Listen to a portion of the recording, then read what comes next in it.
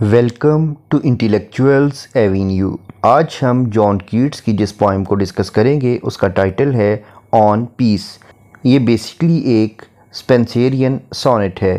Sonnet کا مطلب ہے 14 لائنز پر کنسسٹڈ پوائم۔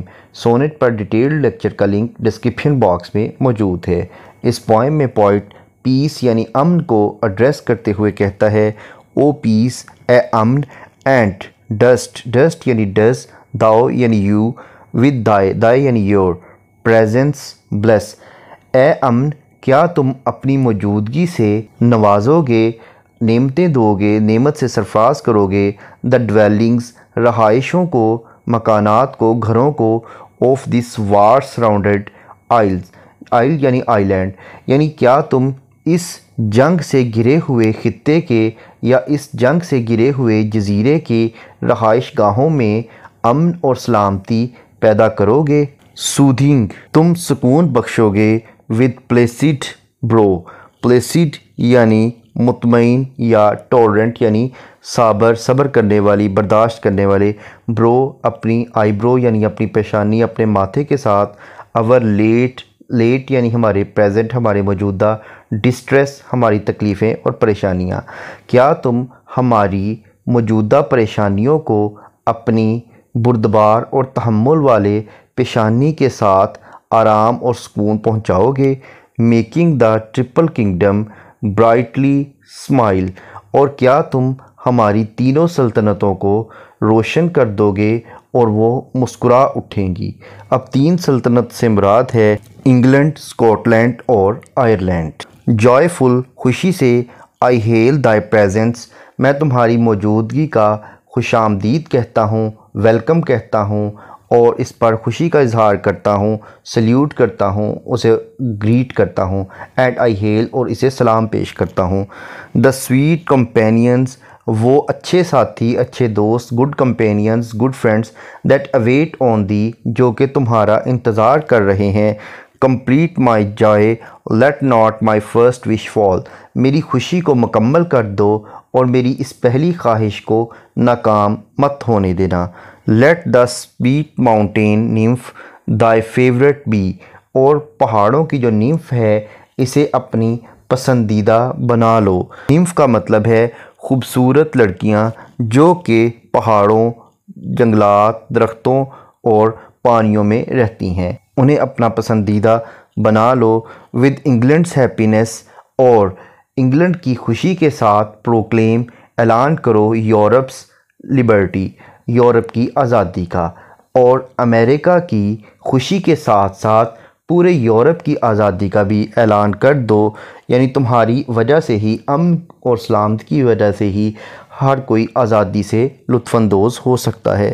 او یورپ، اے Europe, let not sceptred tyrant see, یعنی جو ظالم حکمران ہیں، ظالم آقا ہیں، see that thou must shelter in thy former state، ان ظالم حکمرانوں کو یہ مت دیکھنے دینا، that thou must shelter in thy former state، کہ تم اپنی پرانی ہی حالت میں پناہ گزیں ہو، تم نے اپنی پرانی حالت میں پناہ لے لی ہے، یعنی تمہاری پرانی حالت بہت ہی خراب تھی اور ان ظالم حکمرانوں نے تمہیں برباد کر دیا تھا۔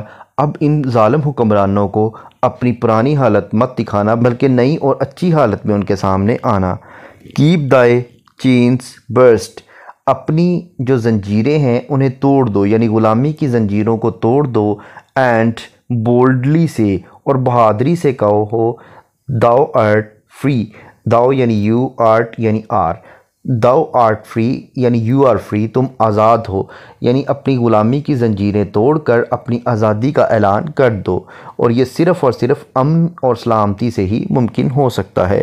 give thy kings law، اور اپنے جو بادشاہ ہیں انہیں قانون دے دو، leave not uncurbed the great، اور جو عظیم لوگ ہیں، امراء ہیں، جو امیر اور بیوروکریٹس ہیں، انہیں بھی کھلا مت چھوڑو، ان پر بھی چیک رکھو، ان پر بھی نظر رکھو، ان کو بھی قانون کے تابع رکھو۔ سو لہٰذا ود دا ہاررز پاسٹ، ماضی کے جو ہاررز ہیں، ماضی کے جو خوف و خدشات ہیں، ماضی کی جو وحشت ہے، اسی سے thou it win the happier fate, تمہاری اچھی خوش کن تقدیر آئے گی، یعنی تمہاری قسمت میں جو خوشیاں ہیں وہ ماضی کے خوف و خدشات اور وحشت کی وجہ سے ہی آئیں گی، یعنی ماضی میں جو ان ممالک نے غلامی اور جنگیں برداشت کی ہیں انہی کی بدولت آنے والے وقت میں خوشحالی آئے گی اور بہت زیادہ خوشی آئے گی۔ اس پوئم کو پڑھنے کے بعد اب ہم آتے ہیں اس پوئم میں یوز ہونے والی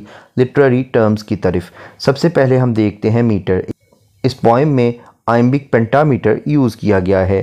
نیکسٹ ہے اپوسٹروفی۔ اپوسٹروفی کا مطلب ہے کہ اگر پوئٹ کسی کو ایڈریس کرے یعنی مخاطب کرے تو اسے اپوسٹروفی کہتے ہیں، جیسا کہ لائن نمبر 1 میں وہ پیس یعنی امن کو ایڈریس کرتا ہے اور لائن نمبر 10 میں وہ یورپ کو ایڈریس کرتا ہے۔ نیکسٹ ہے پرسونیفیکیشن۔ پرسونیفیکیشن کا مطلب ہے to give human characteristics to the non living things, یعنی بے جان چیزوں کو جانداروں کی خصوصیت عطا کرنا، جیسا کہ لائن نمبر 1 سے لے کر اگر 3 تک ہم دیکھیں تو اس نے پیس یعنی امن کو پرسونیفائی کیا ہے، یعنی وہ اسے کہتا ہے کہ وہ جنگ سے اٹے ہوئے تمام علاقوں میں امن اور سلامتی لے آئے اور اپنی صابر پیشانی کے ساتھ ہماری تکلیفوں کو آرام اور سکون میں بدل دے۔ اس کے علاوہ لائن نمبر 10 سے لے کر 14 تک اگر ہم دیکھیں تو اس میں اس نے یورپ کو پرسونیفائی کرتے ہوئے کہا ہے کہ اسے چاہیے کہ جو ظالم بادشاہ ہیں ان کو اپنی پرانی حالت نہ دکھائے، اپنی غلامی کی زنجیریں توڑ دے اور بہادری سے آزادی کا اعلان کر دے۔ اس کے علاوہ اس نے ان سے یہ بھی کہا ہے کہ اسے چاہیے کہ جو بادشاہ ہیں انہیں قانون کا پابند کرے اور امراء پر بھی نظر رکھے۔ اس کے علاوہ اس نے کہا ہے کہ ماضی کی تلخ یادوں کی بدولت ہی آنے والی تقدیر بہت ہی خوشی والی ہوگی۔ نیکسٹ ہے انجمنٹ۔ انجمنٹ کا مطلب ہے کہ اگر کسی لائن کو پڑھنے کے بعد اس کی پراپر انڈرسٹینڈنگ ڈیولپ ہو جائے تو ایسی لائن کو اینڈ سٹاپ لائن کہتے ہیں، جبکہ اگر کسی لائن کو پڑھنے کے بعد اس کی انڈرسٹینڈنگ ڈیولپ نہ ہو بلکہ اس کے لیے نیکسٹ لائن کی سپورٹ کی ضرورت ہو تو ایسی لائن کو رن آن لائن کہتے ہیں اور اس ٹیکنیک کو انجمنٹ کہتے ہیں۔ جیسا کہ لائن نمبر 1 ایک رن آن لائن ہے، یعنی اس میں انجمنٹ کی ٹیکنیک کو یوز کیا گیا ہے، جیسا کہ پوئٹ کہتا ہے او پیس اینڈسٹ thou with thy presence bless، کیا تم اپنی موجودگی سے بلیس کرو گے؟ کس چیز کو بلیس کرے گے؟ وہ سیکنڈ لائن میں بیان کیا گیا ہے the dwellings of this war surrounded I۔